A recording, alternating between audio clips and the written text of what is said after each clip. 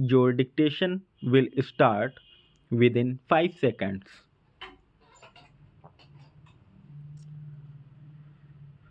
The petitioner contended that the findings of this court in the judgment and order dated 10/5/1996 regarding the element of compensation are ex facie incorrect, and the said judgment and order is liable to be reviewed.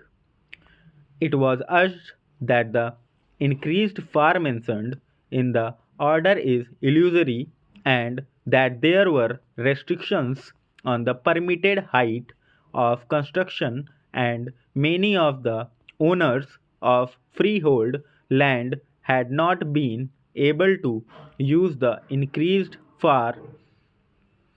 They contended that if any land is required for the purpose of development or for any other purpose, DDA should resort to compulsory acquisition under Section 15 of the Delhi Development Act 1957. It was contended that no land can be taken over or required to be surrendered without compulsory acquisition under Section 15 of the Delhi Development Act 1957 and payment of market value as compensation.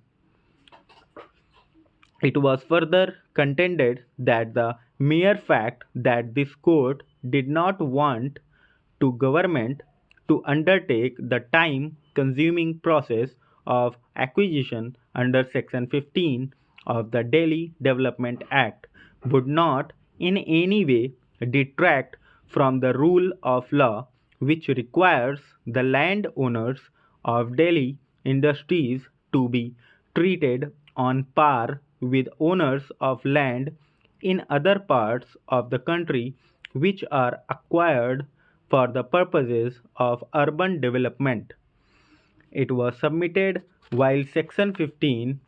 deals with compulsory acquisition of land where the land is required for the purpose of development or any other purpose under DD Act. Section 55 of the said act dealt with modification of the master plan or zonal development plan in certain cases. The said section provided that where any land is required by the master plan or a zonal development plan to be kept as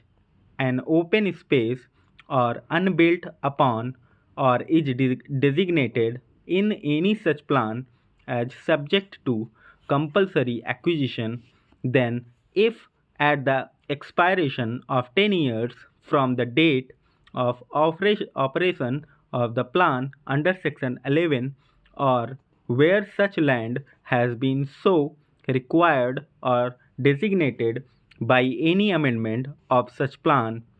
from the date of operation of such amendment, the land is not compulsorily